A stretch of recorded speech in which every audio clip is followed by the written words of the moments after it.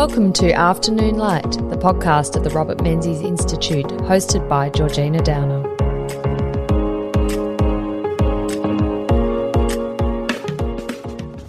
Hello, and on today's episode of Afternoon Light, I'm talking to Dr. David Bird, who is an independent historian based in Melbourne, and he's the author of J.A. Lyons, The Tame Tasmanian Appeasement and Re-armament in Australia 1932 to 1939. Welcome to Afternoon Light, David. Thank you, Georgina.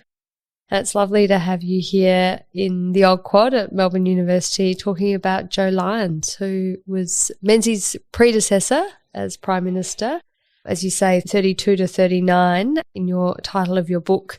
And there has been a bit of a resurgence of interest with, no doubt, your book and Anne Henderson's book, but we probably should give Joe Lyons a bit more attention because he was a very important figure and quite a political acrobat. He was indeed. And he certainly deserved more attention. He came to my attention in the 1990s when I was doing some research at the University of Tasmania on his premiership, 1923 to 28. And I realised at that time that very little research had been done on Lyons. Enid, of course, had published a number of books, yes, her memoirs, and there had been a doctoral thesis in the 1960s, the ANU, which I've later consulted and which is a very good one, but that didn't lead to publication. So I felt that there was a gap there. And then when I came to Melbourne in the mid-90s and did my doctorate here at the University of Melbourne, I realised then that there was the possibility of public expansion and publication of that work. Oh, fantastic. So I always like to start at the beginning. Tell me about Joe Lyons' childhood. He's born in Tasmania, but he has quite a tough upbringing, doesn't he? He did indeed. It's a very interesting childhood, very much in poverty. His mother was Irish-born. His father was Tasmanian-born, of Irish ancestry.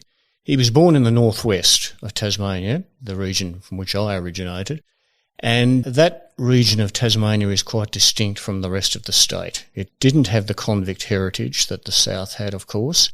It was settled by small-scale farmers, essentially. And Joe Lyons was born in Stanley, a very interesting little town in the extreme northwest, and his father was a hotel keeper, and the family were plunged into poverty in the late 1880s. The year is not absolutely certain. It's either 1886 or 1887 when Joe was 7 or 8.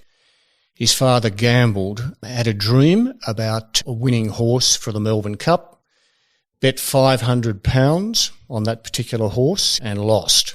Wow. Had a nervous breakdown, and that essentially destroyed the finances of the family from that time on.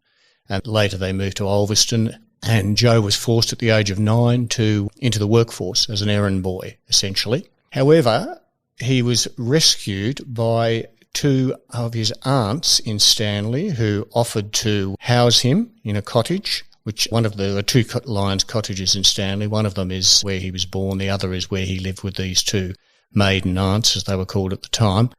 And this allowed him to go back to primary school, where he was then first noticed by his teacher, a man called John Scott, as a boy of outstanding intellect. And, of course, he then followed that path often followed by the poor at that time to become a pupil teacher, and then entered the education department in Tasmania.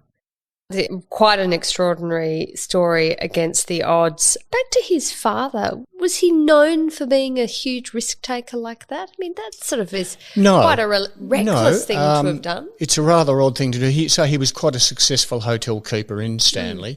That bet brought about his downfall. He had a nervous breakdown. He never recovered. So his influence on Joe was minimal. It's been noted by a number of people that Joe was really brought up in a female environment. He was very close to his mother. He was the favourite son of 4, I think it was. And the maiden aunts were very influential. He kept in touch with the maiden aunts right through until the 1930s. He would go back, even as Prime Minister, to Stanley and visit that little cottage where he then was educated. So the influence of women is strong. And very much. I always like to make a comparison with Robert Menzies. I mean, we do this here often at the Robert Menzies Institute. Where Menzies was very close to his mother, much more so than his father, and very close to his sister Belle as well. So that sort of female influence Well, that on these certainly men. applies to Lyons as well. Yeah. His mother, as you said, was Irish-born. She was quite Irish radical, I understand. Yes, she was. He was brought up with tales of the old country and absorbed some of the Irish radicalism of the old country through his mother. And there is a strain of radicalism in the early Lyons. I wrote one article where I referred to him as subdued radical. Okay. And I think that's a pretty accurate description. His radicalism was there from the beginning. When he became a teacher in the education department, he was persecuted by the Tasmanians appointed a new Director General of Education in the early part of the 20th century, a guy called W. Neal from South Australia, and he was very authoritarian. Joe Lyons didn't like this man at all. As a teacher, firstly, he went to the east coast of Tasmania, and as I mentioned before, the northwest was quite socially distinct from the other parts of the state. And at the east coast posting, Lyons observed feudalism that was still quite common in southern Tasmania with servants, people of convict stock and so on, and he did not like it. So when he went back to teach in the northwest, Smithton, quite close to Stanley, he joined the Workers' Political League. This is about 1904, 1905, and he began writing letters to the local newspaper, The Advocate in Burnie, and he would sign himself J. Lyons, Education Department. This came to the attention of W. Neal, the Director General. The authoritarian from South very Australia. authoritarian man who began in Lyons' own description in later years to persecute him. And that's when his mind began to turn to, if I'm being persecuted, I may as well try the chance of politics, as Hasluck called it. And in 1909, he was elected to the Tasmanian State Parliament. And later, within 5 or 6 years, he actually became Minister for Education, when W. Neal was still Director General. And Lyons, actually, when he was opening the new high school in Launceston in 1915, he actually praised Neal, which brings us to another aspect of his personality, that he was not a vindictive man. No, I mean, he's known for being very consensus-driven, congenial, eschews partisan politics. Absolutely. And not very ideological either, despite... No, he was a practical man. He was a practical politician. Because of his experiences of poverty, he was very keen to promote the welfare of ordinary working people, although he never described himself as a socialist.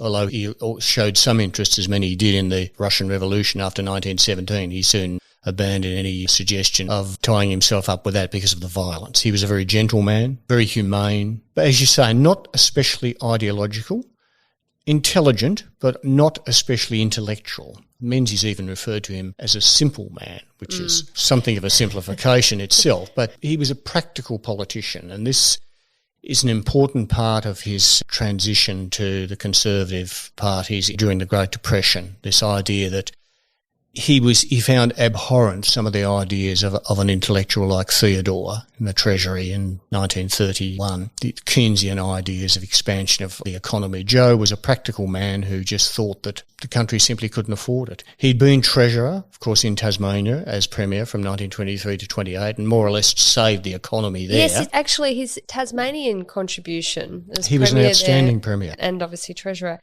is really worth noting. Yes. Because he really did turn Tasmania around. Maybe they need him again. I don't know. Well, he was an outstanding Premier, and I attended one conference many years ago in Tasmania with a Labor conference and tried to suggest there that they should rehabilitate Lyons because of the quality of his premiership from 23 to 28. That view was accepted somewhat reluctantly because he's still viewed, of course, by many in Labor as a rat. And I remember attending one Labor meeting here in Melbourne where Lyons' image appeared on the screen, this conference, and he was booed. This was about in the late 1990s. And I thought to myself, interesting how long some animosity can last. But that premiership was where you do see the consensus in full form, this idea of collaborating with your political opponents in the interests of the state, in this case. And that period also witnesses, I think, the end of this radicalism where there was some suggestion that the governorship of Tasmania should be abolished. And Lyons floated the idea, but it went nowhere, and that to me is the last element of his radicalism. I haven't given you any notice of this question, so I appreciate you might not know the answer, but what were his views on the monarchy? Because someone who comes from an Irish background, you can obviously have a little bit of antipathy towards English. Yes, he'd been Vice President of the United Irish League in Tasmania. And as I just mentioned, there was some suggestion of abolishing the governorship in Tasmania in the 1920s. But as far as we can tell, he was a pro-monarchist in his period as Prime Minister. However, there are elements that when Dame Enid and Joe were at Buckingham Palace and various occasions like that, there was some humour in just how ludicrous some of the elements of monarchy at that period were. Right. But there was certainly, he never expressed anything in public. And this is in relation to the pomp and ceremony, Yes, I think so. Right. And the uniform. But he found that the uniform that members of the Privy Council were required to wear at that time with a cocked hat and stockings, apparently he and Dame Enid found that quite ridiculous. Well, probably with good reason. It was interesting reading up on Joe Lyons and Menzies, and we'll get to this later. Of course, Menzies and Joe Lyons had a tricky relationship, particularly towards the end, that Menzies remarked that he thought that Joe and Enid enjoyed the official travel overseas a little bit too much, and they squeezed the last drop out of the orange of the public purse when it came to enjoying the trappings of position. And they certainly enjoyed it because neither of them had been overseas before, of course, which was not uncommon in that period. And the first trip that Lyons really made out of Tasmania was to a Labor conference in Sydney. At the time, I think towards the end of the First World War, and they were sort of a bit overwhelmed by the size of Sydney. Neither of them ever lived in a large city. Devonport, where they settled, of course, was only about 8,000 people at that time. Canberra was only a similar size. They did at various times try and living in Melbourne, East St Kilda, but they were never comfortable outside of their Tasmanian home. And they certainly enjoyed the trips overseas, 1935 and 1937. Menzies' observation is probably quite accurate. One of the election posters that Labor used showed all these UAP ministers travelling overseas, and the slogan was, "Join the UAP and see the world." But Menzies too could be accused of the same trait. I'm not suggesting that Menzies was fairly criticising Joe Lyons and Enid, but it was interesting to note that. Yes. Joe was quite a bit older than Enid when he proposed to her. Yes, he was 35, she was 17 when they were married. Yes, and it's interesting reading that Enid's father said to Joe that but for the fact that he was in the position he was and a different religion, he was concerned about the religion. That's right, the sectarianism. But because of his position, he was going to say yes, but otherwise his age and his religion would have led Enid's father to say no to the marriage. I think I mentioned in the book that if a marriage like that was mooted today, it would be considered scandalous because he was the Minister for Education, 35. She was a staff member in the office, age 17. Right. And I think the sectarianism at that time too is a major thing, although of course she solved the problem by converting to Catholicism immediately. Yeah. In some respects became more Catholic than him. Yes, indeed, which is often the case with people who convert. So I wondered if we could talk about the issues Joe Lyons had with his colleagues when he was in the Labor Party, in the federal Labor Party. So he leaves state parliament, enters the federal parliament as the member, and I'm going to get it wrong, Wilmot, yes, which is now Lyons. Appropriately renamed. And I mean, you were saying before, he doesn't really buy into the Keynesian economic policies. No. He's concerned about balanced budgets, about high inflation. I mean, we're talking Great Depression era, so these are massive issues that are having real impacts on everyday people, and he's pretty concerned about the welfare of everyday people. And that seems to be really, if he has a philosophy, it's about the welfare of the ordinary family. Very much. And he was a rather nervous figure, very sensitive, and he sincerely felt the sufferings of people in the Great Depression and was just very keen to try and do something about it. But as I mentioned earlier, he rejected the ideas of Theodorism and those of others of expanding government spending because he thought that would simply lead to inflation. Dame Enid later explained his outlook. She said that Joe simply felt that the Australian economy wasn't big enough to experiment and that Australia wasn't rich enough to face that danger of inflation. Although, interestingly enough, in his later prime ministership, the amount of money they spent on re-armament was quite astounding. Right. Well, I guess it's the existential threat. If you Indeed. don't spend it, potentially you have no country anymore. So maybe the cost of the financing of the re-armament was he worth the debt. thought so. Yeah. But when he came to Canberra in Scullon's ministry, he was a little bit shocked by some of the partisanship of his Labor colleagues, just how left-wing they were, how stridently unionist they were, how contemptuous they were of him as a Tasmanian. He always felt as a Tasmanian to be an outsider. And this is that period when you do get the view of some that here we have a parish pump politician from the potato plots of Tasmania who suddenly had greatness thrust upon him. There was a bit of resentment there. They even noticed it, as I mentioned before, when Joe and Enid attended their first Labor conference in Sydney. They were regarded as, rustics, and they resented that. Was there a difference in the politics of the Tasmanian Labor Party and its brothers in Yes, Victoria I think it was and New more South moderate, Wales? certainly more moderate, and there's a much lower Irish element. The Irish population, Catholic population, therefore, in Tasmania, was much lower in a percentage point of view than on the mainland.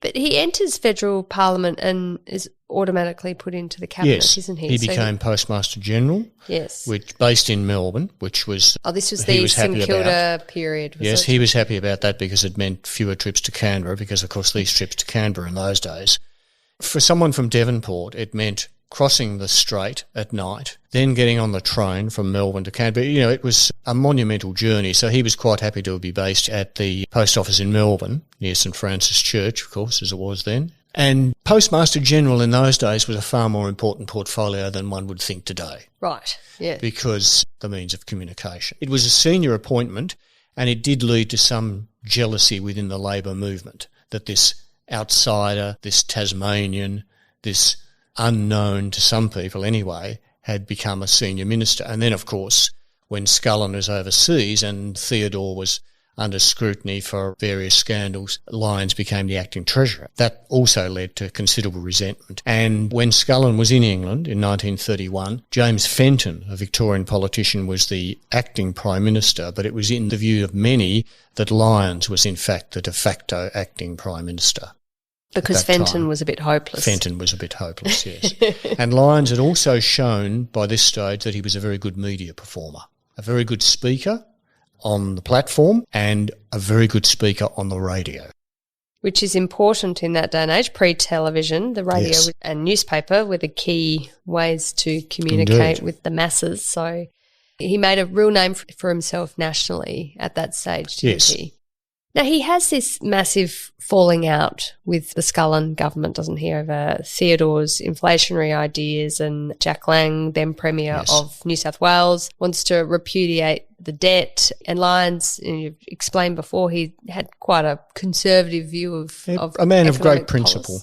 Policies. I mean, he's horrified by this all. He's horrified by the idea of inflation, as I mentioned before, but he's also horrified by these Lang suggestions that Australia's loan should be repudiated. And to Joe, that was just not the way a person operated. He often used examples from personal life that one should meet one's debts, one should live within one's income. He often quoted Charles Dickens, who'd quoted his father, because, of course, Dickens's father had also left his family pretty much in poor financial circumstances. Joe Lyons was keen to quote Dickens, where Dickens said that income 20 shillings, expenditure 19 shillings and sixpence is happiness.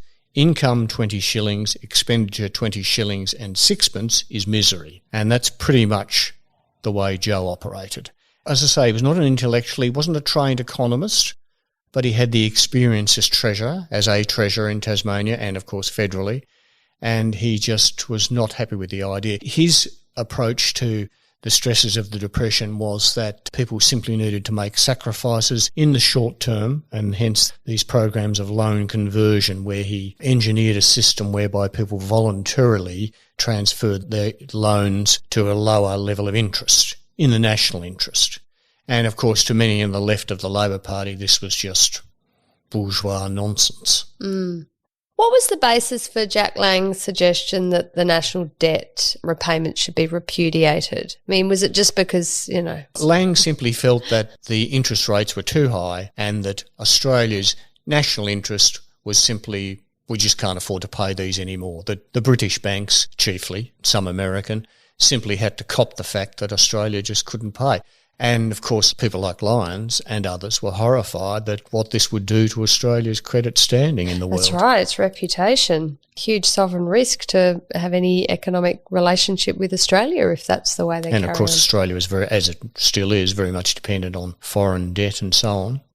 And he decides to resign and makes this quite important speech, a watershed speech, and he really sort of goes back to his core beliefs about the concerns of the typical family. He's thinking about probably in Stanley, not very much money, just trying to make ends meet, only spending their 19 shillings and sixpence, not their 20 shillings and sixpence. He makes a great appeal, and this speech really goes down incredibly well, doesn't it, with the people? Yes. Not his party. A number of his speeches in late 1930, when he's still a Labor minister, were noticed, and this is when he starts really travelling around various parts of the country and making these platform speeches about loan conversion and about meeting debt and so on, which leads to a lot of animosity in the Labor Party, of course. Then he doesn't leave the party until March 31, and that's when he makes the speech in federal parliament in which he explains why he's leaving the Labor movement. With great regret, he quotes the Theodore proposals and just finds that they're just beyond his measure. Interestingly enough, he agonised over this whether to withdraw from the party for months. He left the party room and he was still attending caucus meetings in January and February, but he essentially pulled out of the life of the party from, say, January 31. And he agonised for months over what to do until he made the decision, with the influence of the group, the so-called group, this group of 6 influential Melbourne businessmen and politicians, including Menzies. And he resigns from the Labor Party. And within several months, Labor abandoned any ideas of Theodore inflationary proposals and introduces the Premier's plan, which was a measure of moderation. And in the Premier's plan of mid-31, essentially adopted some of the policies that Lyons had been advocating since late 1930, that is, sacrifices of workers, sacrifices of employers and so on. At that time, so we're mid-1931, after Lyons has left the party, he's now the leader of the UAP, and he said to Dame Enid, I didn't need to do it. I could have held on and still stayed in the Labor Party. This was something I discovered from my researchers some years ago. Her view, her response was that, well, if you hadn't left the party, I would have been ashamed of you. And in one of the oral interviews she gave to a Tasmanian journalist in the 1970s, she talked about how Joe had come to regret leaving the party in the first few months after he'd done so. And she said, quote, I straightened him out. And to me, that is so explanatory. And then by the end of the year, particularly in the election campaign of late 1931, he's stressing the point of view, no, leaving the party wasn't a mistake. I'm convinced more day by day that I did the right thing. However, there is a lingering element of doubt in his mind right through until his death that perhaps he had made the wrong decision, that perhaps he should have held on. He never said so publicly again. In fact, he never said publicly at all. It's just confided to Dame Enid. But he still, in many circumstances, right through to 1939, described himself as a true Labor man. It's amazing, isn't it? I mean, he's leading, as you say, the United Australia Party, which is, the Liberal Party of Australia is the successor party of the UAP. And yet the Prime Minister, the leader of that party, described himself to his confidence as a true Labor man. Shows the flexibility in Australian politics at that time. Yes, and it also shows the flexibility of this concept of this United Australia Party, which supposedly is non-partisan and supposed to absorb people from all groups of society. Dame Enid would often tell people she would be approached by former Labor Party members who said that they now voted UAP, and she would say to them, well, you are voting for the true Labor Party. Yeah, there you go. Well, she was also very flexible by the sounds of it and practical. She was. You mentioned the group, and Robert Menzies is part of this, and this is when Robert Menzies is in the Victorian State Parliament, not the federal parliament at this stage. I mean, this is quite interesting. They really lobby Lyons very hard. They obviously see in Lyons an opportunity to co-opt someone really talented who doesn't buy into the sort of socialist ideology of the Labor Party. He's much more malleable.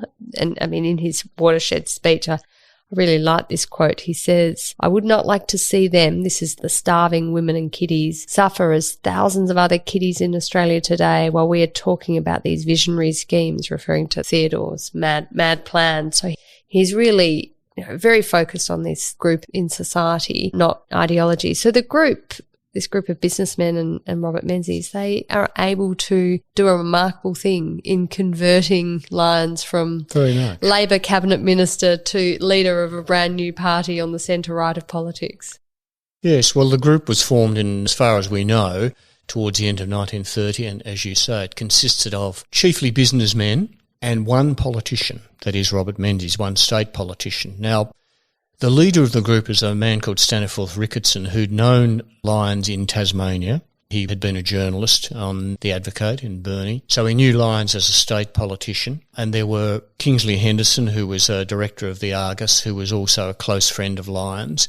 A number of the others were not known to Lyons before, but Menzies, of course, I think Menzies was probably a significant influence on Lyons at the time in the late 1930s, because he, of course, was the only politician in this group who could understand the chance of politics, the stresses of politics, the rigours of politics, the difficulty one would have in changing sides. They noticed Lyons when Lyons was giving speeches while still acting Federal Treasurer, what a prominent speaker he was, what an interesting character he was, and then, of course, they play an important part in helping him to make that decision to leave Labor. Ambrose Pratt is another one, a leading Melbourne journalist and very close friend of Lyons. He actually wrote Lyons' speech that was supposed to be delivered in the House of Representatives for when he resigned from the party. There's some doubt about whether the speech that Lyons actually gave in March 31 was the one written by Ambrose Pratt, but certainly he had talked to Ambrose Pratt and they discussed what sort of things he ought to say on that occasion. And they seem to have persuaded Lyons. His original intention was to simply leave Labor, become a backbencher, possibly even leave politics. He had also contemplated this after the First World War and had began studying law in Tasmania in the early 20s. Then the Conservative government collapsed and he became Premier, so he set that aside. But he had thought of leaving politics before. Two occasions when he genuinely thinks, well, I might just throw it all in and yes, because he was a very Devonport. It was having a great deal indeed. The only place where he really felt at home and where he felt calm. In fact, in the last week of his life, he said to one of his confidants that I should never have left Tasmania. I should have stayed there.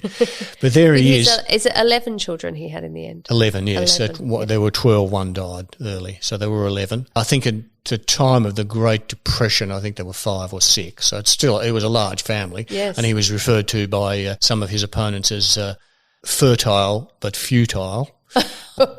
He was fertile, but I don't think he was futile. No.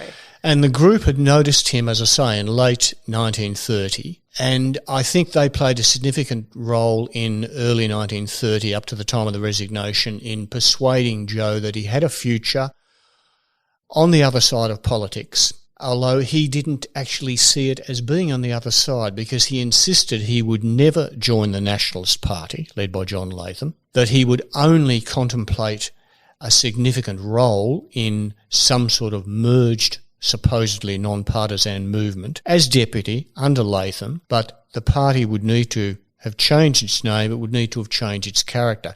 Now, in the end, of course, the members of the group played a significant part in persuading Latham to step down. Some research that I did at the Prime Minister's Centre in Canberra in 2009, I really was able to determine that Latham's common view that Latham voluntarily stepped down from the leadership of the Nationalist Party in favour of Lyons as part of a now fused opposition party, the UAP. That's not the case. He was pushed. Right. He didn't step down voluntarily. Members of the group went to see him on one particular day in his home in Malvern and simply said to him, "You've got to go, and we're going to form a new party and Lyons will be the leader." And interestingly enough, the Nationalist Party a few days later in Canberra discussed this idea of a new leader. Latham stepped down. Lyons wasn't able to go into the meeting because he wasn't a member of the Nationalist Party. He was elected. He became leader of the opposition before he was actually a leader of any party. It's quite an interesting period in Australian history. Amazing. And then within a few weeks, this so-called United Australia movement, as he preferred to call it, came into being. But it didn't coalesce until well into 1932. There were still branches in South Australia that refused to call themselves the UAP or the UAM.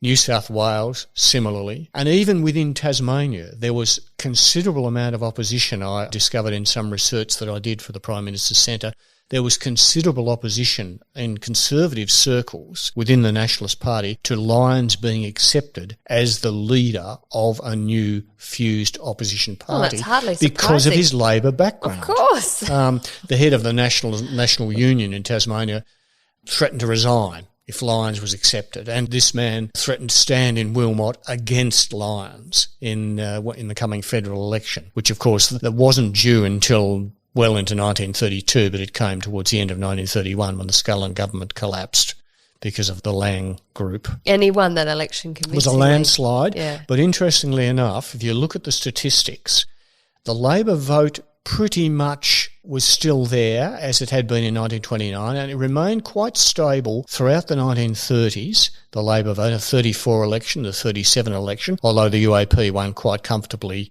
all three, but Labor was sabotaged with the Lang group. It's almost a forerunner of the 1950s and the Democratic Labor Party. The Labor vote was split between those two groups, to the great benefit of the UAP. And then after 34, Lyons insisted that the Country Party be brought into a coalition. He didn't need to, but that's once again his idea of consensus. David, I'm interested, as you describe Lyons joining the UAP or the UAM, as he might have preferred to have called it, how much agency he had here. Was he a strategic, scheming, ruthless politician, but presented to the public? You know, he was often painted as a koala, wasn't he? Yes, sort of kind of a nice round face and a bit sort of sweet looking and medium height, a bit chubby. He doesn't appear that way in the way you talk about him. It sort of sounds like he was a useful, almost not puppet, but he was used by the group to achieve their ends. Yes, he was. Interesting enough about the koala. I remember the Treasury was going to introduce a half-crown coin in the mid-30s, 2.5 shillings, I think, half a crown, with a koala on the front of it, and they decided not to because they thought it looked too much like the Prime Minister. But no, he was not a backroom sort of politician, smoking backroom, which is why, of course, he had many enemies within federal Labor. He tended to leave that sort of thing to other people, such as the group and a number of other politicians when he became Prime Minister. But at the same time, he knew what he wanted and he wouldn't be overridden. As a man of great principle, if he had a particular point of view, he would not abandon that. And this goes right back to his Tasmanian days, even back to the First World War, when he was very anti-conscription and led the campaign in Tasmania against the two conscription campaigns. And in the 1920s as Premier, the expression Deloreigning was coined to describe his political technique. And Deloreigning was the idea that if you make a promise during an election campaign, you must carry it out. You must never resolve from that promise. And Lyons continually stressed that in his federal career as well, and it's particularly noticeable in the late 30s when conscription reared its ugly head again, and virtually everybody in the federal cabinet was in favour of conscription from 38 onwards. Lyons would not have a bar of it. He said he promised in the 37 election, which is very much a khaki election about defence, that he would not contemplate conscription. And his colleagues tried to persuade him to change his mind. The armed services tried to persuade him to change his mind. He insisted under no circumstances. And the issue was the recruitment for the militia. And Lyons, his opponents, said, well, if you're in favour of voluntary recruitment for the militia, it's up to you to attain certain levels of recruitment. And they set figures, 50,000, I think was the first figure that his opponents set. Try that. Well, he did, and he succeeded and raised even more. So a man of principle who left the backroom politics to other people, but a great speaker, a great campaigner, and of course, even though issues of discussing his retirement came as early as 1933, The power brokers in the party insisted, no, we want Joe to stay because he's such a successful politician and, of course, eventually such an election winner. And even by late 38, when he's a very ill man, very keen to retire, in his last few weeks in recuperating in Devonport at one stage, and a couple of UAP power brokers visited him in order to persuade him to continue as Prime Minister. And he reluctantly agreed because he was dedicated to his job. Yeah. But, of course, it cost him his life in the end. He was absolutely intellectually and physically exhausted by the end of 1938. It's amazing to think in a sort of 10-year period, Australia lost 2 prime ministers to, ill health. Yes. In Lyons and then Curtin while they were in the role. You can't imagine that these days, but it does happen. How much then was Enid Lyons the kind of power behind the throne then? If Joe wasn't willing to be the backroom negotiator, strategist, cutting deals, if he was prepared to be the electable, affable, earnest... The front man. Was Enid there? Well, she was certainly a great influence on him, and he admitted that. This is a forerunner of the Clintons, where Bill Clinton, I think at one stage, said that by voting for him you get 2 in 1 with Bill and Hillary. And, of course, there had been precedents. You look for Jimmy Carter and Roslyn, where she would attend cabinet meetings and things like that. Now, when that happens, often when a politician is greatly influenced by his wife, it's not something that they tend to come to the fore about. Joe was quite open about it, that right. Enid was his confidant, his most trusted advisor, and he was perfectly open about it in public. One leading journalist in Canberra at that time, Alan Reid, later of the Bulletin, said that he was surprised how often he would talk to Joe, how often he would mention his wife. And even in the 1920s, the Sydney Journal Table Talk interviewed him as Premier, and they noticed this trait. They referred to him as having a fat, uxorious face. And Dame Enid was present during the interview with the Table Talk journalists, and they simply noted that she was very much a component of what they called at that time the dinghy of state. And they were quite open about it. He always discussed issues with her, didn't always follow her advice. As I say, he regretted the fact that he'd left Labor, at least for some months. She was very important. They gave joint radio broadcasts on a number of occasions in the late 30s, particularly in December 1938, when they were still hoping that the Munich Agreement, about which he had played a major part, they were still hoping that that was relevant. It was disintegrating, of course. That led to some resentment within Cabinet that she was playing too prominent a part when she hadn't been elected to anything. But he was quite open about it. And she was a very astute political thinker. Oh, and she goes on to be a politician in her own right. She's one of the few surprising factors the UAP post-Lyons, the party began to disintegrate, that she was able to win a seat in 43. Which was very much against the vein of that party at that time. After Lyons' death, the UAP couldn't even hold Wilmot. Oh, there you go. Such was his personal appeal. Tell me, we were talking before about this, what was the Lyons government legacy, and that some commentators and researchers have said, well, he didn't really have any interest in foreign policy. You've obviously written a book on his appeasement policies and, of course, the policies around rearming Australia. I mean, these are very significant policies that he was responsible for and, of course, do have a direct impact on our defence posture and foreign policy. So tell me about them, Dave. He took an immediate interest in foreign affairs, and I suggested that he was responsible for what I called 3 Pacific initiatives. The first one was the Australian Eastern Mission in 1934, where Latham, compensation for stepping down from the leadership, of course, became Minister for External Affairs. It's very similar to Hawke and Bill Hayden later. The aim of the Australian Eastern Mission was to travel through what they had started to call the Near East, particularly Japan, and just assess the situation. Lyons originally intended to lead that mission himself, but was persuaded that he really needed to stay because he was Federal Treasurer as well, to concentrate on the economy.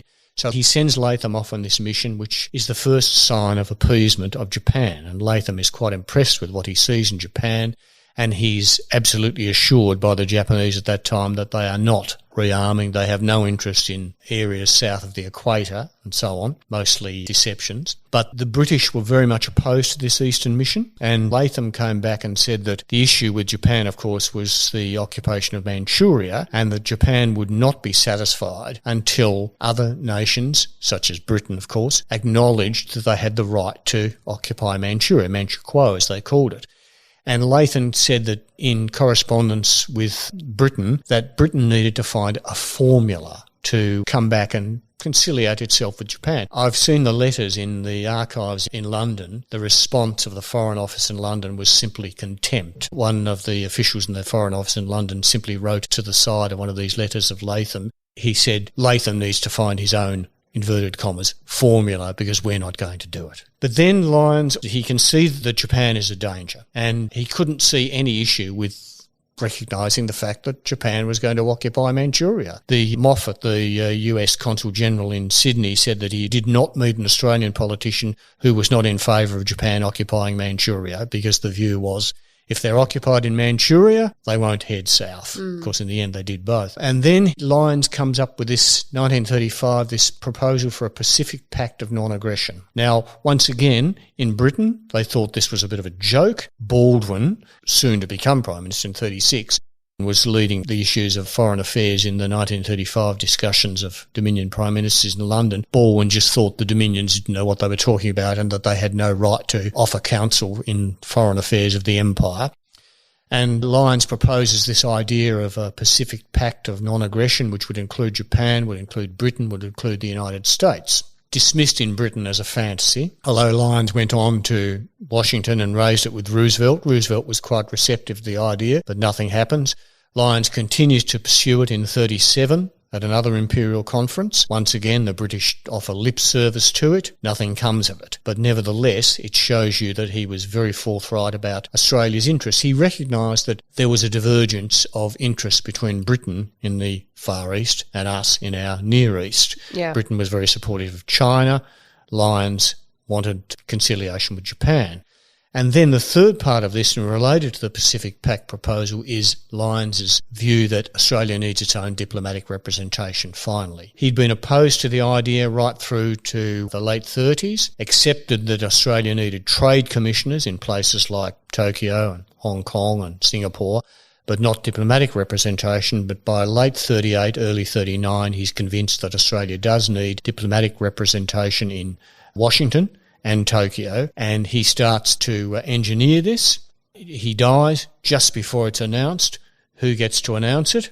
Menzies. And interestingly enough, Menzies had been opposed to the concept right from day one, because he and many other conservatives believed that this would be a breach of British diplomatic unity. And the view of Menzies and a number of other conservatives was that Australia should continue to simply lobby in Britain for imperial foreign policy. And yet, as I say, as the new Prime Minister, Menzies, gets to announce these diplomatic representations. I went to a Liberal Party meeting here some years ago where Josh Frydenberg was praising Menzies for having engineered Australian diplomatic representation. I had to inform him that that was not the case, that it was actually Lyons, and that Menzies had been opposed to it.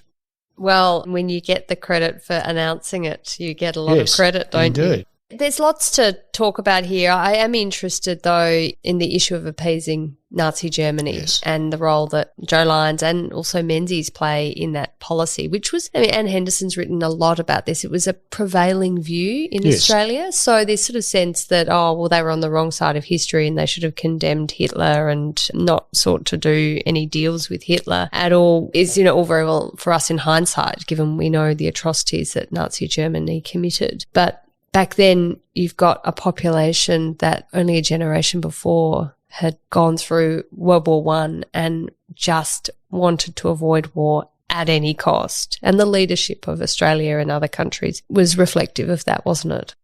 Absolutely. And that's, of course, you make that point that we judge Nazi Germany in the knowledge of what happened during the war and the Holocaust and so on. Well, of course, this hadn't happened in the 1930s, and there's a distinct element of what's been referred to as Versailles guilt amongst many British and Dominion politicians. the idea that, and Smuts, of course, first voiced this as early as 1919, South Africa, when he was at the Treaty of Versailles, at the signing of the treaty, Germany had been badly treated.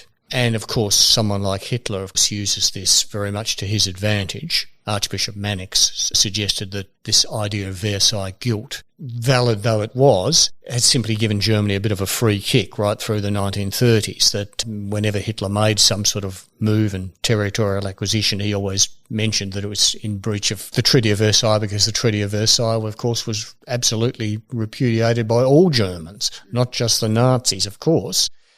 And people like Lyons and many British politicians were absolutely terrified of the prospect of another war. Lyons visited the war graves in France in 1935 and 1937, was reduced to tears, and was absolutely convinced that we must do everything we could to prevent that happening again. Germany's claims seemed perfectly reasonable in the 1930s, up at least until early 1939, with the issue of the absorption of the rump of Czechoslovakia.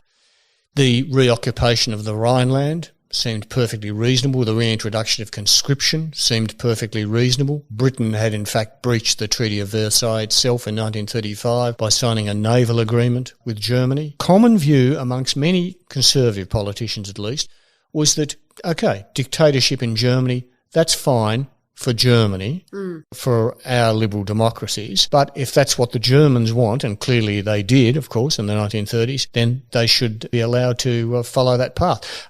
Casey even suggested that it was part of German character. They needed to follow a leader. A similar view was held about the Italians. Remember, Italy and Japan had been on the Allied side in the First World War, so they weren't viewed as potential enemies until right up until the end of the 1930s. The view was that fascism is fine, admirable in Italy, not applicable to a country like Australia, but if that's what the Italians want. And Lyons, of course, visited Italy on 2 occasions, had interviews with Mussolini on 2 occasions, and was impressed. He also wanted an interview and had arranged an interview with Hitler in 1935, but Hitler cancelled it at the last minute because it was being held in the Rhineland and he just didn't feel that he could make the time for it, although he met Mackenzie King of Canada and met Pirov, the South African Defence Minister. The Germans were very keen at that time to encourage the Dominions in their idea of having their own foreign policies and sort of distancing them to some extent from Britain. Whenever Hitler spoke to Dominion politicians, as he did on a number of occasions, that's something that he stressed, that this was good, that they should have their own voice. So obviously Lyons was receptive to this. Yes, absolutely. Yeah. Now, he was very concerned about the persecution of Catholics and Jews, of course, which was perfectly evident, particularly after Kristallnacht in November 1938. But his view was that this is an internal German issue, that we really should keep our noses out of it. And it came to a fore in January 1939 when H.G. Wells was visiting Australia, and he made some derogatory comments about Hitler and Mussolini in a radio speech, and Lyons was critical of that and said that we shouldn't be interfering in the domestic politics of Germany, and that insulting Hitler was the equivalent of a German politician insulting King George VI. And H.G. Wells just thought this view was ridiculous, but that really sums up the attitude of an appeaser like Lyons, was this idea that we've got to really do everything we can to prevent another world war. And of course, for Australia, at many of these imperial meetings, particularly in 1937, when the Czech issue was coming to the fore, it was very easy for politicians like Lyons and Earl Page and others to accept, well, why not give Germany the Sudetenland? I mean, we didn't give a damn about what happened to Czechoslovakia particularly. Over the Chamberlain view, a faraway country of which we know nothing. Well, it was even further away from Australia. Right, yeah. Earl Page said this at one meeting in London. Well, if that's the Germans want the Sudetenland, give it to them. And then it was pointed out to him that the Sudetenland had never been part of Germany, of which he was unaware. But this is right through in the Munich crisis. Lyons is lobbying Chamberlain, not that Chamberlain needed much lobbying to this effect, make concessions, do anything you can essentially to avoid war. Lyons played a major part in debates before the Munich settlement. He was telephone conversations with Chamberlain, telegrams. Many of these had been dismissed by earlier historians as not being able to have reached Britain in time. I looked at these telegrams and so on, and the transcripts of these phone conversations in London, where the time was noted. they were there. They were able to be read in time, and some historians had made an error about British summertime. The timing was wrong. These cables were reached in time to be read in the British Cabinet, and more importantly, on the morning of 28th of September, I think it was, Lyons actually telephoned Chamberlain the very last minute and suggested to him that Chamberlain send cables to Mussolini to act as a mediator. And I have seen the Chamberlain papers in Birmingham, I saw the handwritten notes by Chamberlain where Chamberlain wrote the transcript of the phone conversation with Joe Lyons on that morning, and by 11 o'clock that morning, Chamberlain had sent the cable to Mussolini, intervene as an intermediary, and the wording of the cable, I think he sent the carbon copy basically to Hitler, the wording was almost exactly that of the phone conversation of Joe Lyons that morning. Oh, how extraordinary. Lyons never mentioned this in public, but it explains why he felt that he was very much responsible, in part, for the Munich Agreement, and was bitterly disappointed when it broke down several months later. But this, he felt, was the climax of appeasement. And appeasement, of course, at that time was not a dirty word. It was something that they boasted at. Yes. The initial term they used was a marvellous word coined by the British Foreign Office called cunctation, from the Latin cunctare, to delay, which was a policy of delaying contact with aggressors like Hitler and later Mussolini and the Japanese until there was the right moment. And then you see appeasement is the next step. No, you don't delay, you actually step in and make some proposals, make some concessions. And of course, as we know in politics, it's very easy to make concessions when those concessions are at the expense of someone else. Well, indeed, yes. And as you said, some of the Australian leaders at the time didn't even know the territory they were talking about. David, I did want to get on to the Menzies-Lyons relationship, which deteriorated pretty badly towards the end of 38, ending in Menzies resigning, but he had started to give some speeches that were very critical of the lack of national leadership in Australia, which of course was directed at Lyons, but without naming him. Menzies is in the Lyons cabinet, so this is pretty shocking that Menzies was going around saying this publicly in speeches. How did Lyons and Menzies get along up until that point? I mean, he'd obviously been close in the early 30s, getting Lyons to leave the Labor Party to join the UAP, but towards the end it's all deteriorated. Well, Joe was clearly impressed with Lyons in late 30, early 31, as when he met him as a member of the group. He was very supportive of Menzies taking the seat of Kooyong after Latham retired in 34. For the 34 election in September. The actual election date was Lyons' birthday. And he recognised that Menzies, as did everybody, that Menzies was a man of great ability, Attorney General, of course, then. And he was quite happy to allow Menzies to help him in drafting cables to England, to London on various matters of foreign affairs. Accompanied Menzies, of course, to England in 35 for the meeting of Dominion Prime Ministers. Their views differed a little. Menzies was still rather sceptical about taking a rosy view of Germany, and Menzies actually at one meeting of Dominion Prime Ministers disagreed with the South African Prime Minister, who suggested that Germany's intentions were quite honourable and that we were being overly sensitive by suggesting that Germany was belligerent. Menzies expressed his scepticism about that. And clearly Joe trusted him, and I discovered, and no one else has ever mentioned this, that in 1936, during the Rhineland crisis, Menzies was en route to the UK for trade talks, and Lyons actually suggested to Baldwin that he use Menzies as an intermediary with Germany during this Rhineland crisis. Wow. It's sort of a forerunner of the Suez crisis of the 56. By the time... Equally unsuccessful. Indeed. And he didn't even tell me. He didn't ask Menzies whether he wanted to do this. He simply cabled to Baldwin and suggested it. He also suggested that Baldwin may want to use Stanley Bruce as well, but there'd been a bit of a disagreement between Bruce and Lyons over how to handle the Rhineland crisis, so that's when Joe suggests Menzies. But by the time Menzies landed in London, the Rhineland crisis had been resolved, so nothing came of it. And as far as I know, Menzies was never informed of this, but it does indicate the incredible amount of trust that Joe had for him. But there was, Dame Enid in her memoirs, she mentions that Joe had reservations about certain parts of Menzies' personality. Right. That he was unduly arrogant, that he wasn't particularly considerate of the outlook of his colleagues. She suggested that Joe believed that Menzies would moderate his behaviour and that when he did so, he would make an excellent Prime Minister. And of course, then we get this issue. How soon was it that Menzies viewed himself as the heir apparent? Was it from... No one knows, of course. It's a forerunner of Hawke and Keating and Howard and Costello, this idea that someone holds the view that they are the heir apparent, that they've been promised by the incumbent that I will step down at a certain period of time and then you can take over. Now, certainly in the 1930s, no one had put anything in writing. There's no record of this. So we don't really know how soon Menzies had come to assume that he was the heir apparent, but certainly by the mid-30s, that's the way it was seen, certainly by 1938. Yeah. But the falling out came, of course, in late 38 when the hint starts to appear that the national insurance scheme that they'd been planning since 32 simply could not go ahead in its full form because of the amount that they were expending on defence. Lyons had presided over 5 re-armament programs.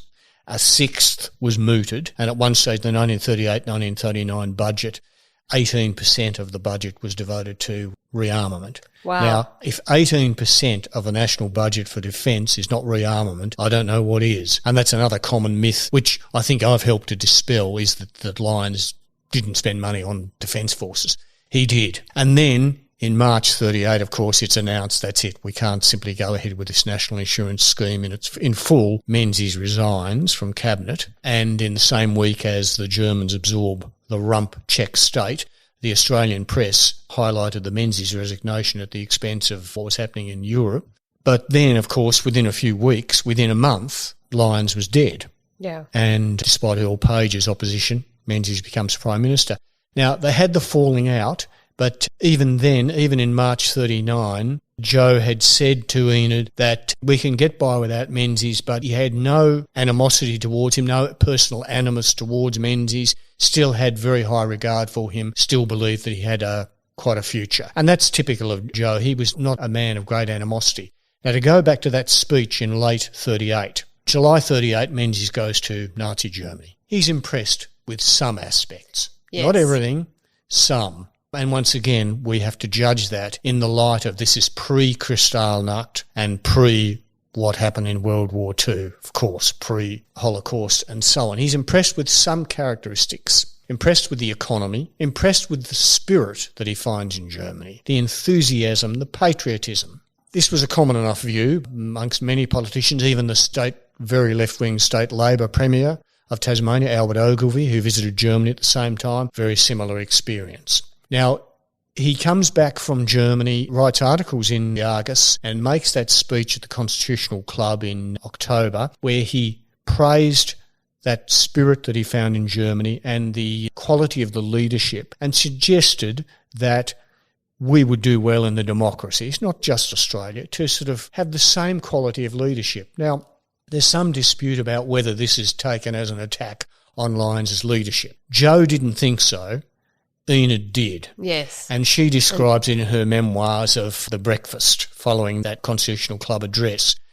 Joe's quite happy. She points out the view of the newspapers that this is largely an attack on his leadership. He's quite relaxed about it. No, I don't think so. I think it's just the way the press are interpreting. And she didn't use the same terms as in 1931 where I straightened him out. But it's the same characteristic there. She straightened him out. She bore a resentment about that speech. And to say she wasn't alone, Earl Page felt the same thing, which explains Earl Page's hostility to Menzies becoming Prime Minister in early 39. She nursed that grudge that grievance for decades, and in 1972 there's a series of correspondence between her and Menzies, who was hospitalised at that time, where she simply said, you attacked his leadership, you were in part responsible for his early death because he suffered greatly from that, which is a bit of an exaggeration, but nevertheless. Yes, because he'd been in poor health before that. Exactly. Yes. And Menzies denied it, and they agreed to disagree. But it's something that she nursed for decades, and there's a resentment between Dame Enid and Menzies from 1938 onwards that lasts right through even her period as a federal member, where she also felt that... And part of his government too. Yeah, she felt that Menzies sort of downplayed her role earlier and in while she was a Member of Parliament, and that Menzies had sort of tried to prevent her from rising to the top of the party leadership. There's a resentment there from late 38. Now, some people disagree about whether that was the case, but the important point is that she certainly believed that, and she influenced Joe probably to come to the same conclusion. And when, as I mentioned, when Menzies resigned in March 39, Joe's comment was, well, we can get on without him. But as I say, in his case, there was no animosity. Which was really true to his character. And I should note, we're recording this on the 27th of April. Menzies was sworn in as Prime Minister on the 26th of April, 1939. So taking over, of course, from Joe Lyons. So it's notable, the timing of our discussion. David, this has been a wonderful discussion, and I know we could go on further, but we should wrap it up and encourage people to get your book and read more about Joe Lyons, who was such an important Prime Minister in Australia's history for many reasons, not least he was someone who moved between political parties, but he did make an enormous contribution to a period that unfortunately is a little eerily similar these days in terms of preparing for a potential great war, a great conflict, and we shouldn't forget the contribution he made to preparing Australia for the period 1939 onwards. Yes, one of my conclusions was that he left the country in a better state than he found it and prepared for war. This is another myth that one often finds, that Australia was not ready for war, but it was. And interestingly enough, a man who was almost a pacifist was the one who did it, and he did it because he just felt that that's what Australia needed. He also closed his career with the observation that no one was more miserable at the end of his prime ministership than they had been at the beginning, and that he and Enid had basically saved the country from the stresses of the Great Depression. Well, on that note, thank you for your contributions and thank you for bringing that to our attention and giving us a greater understanding, David Byrne. Thank you.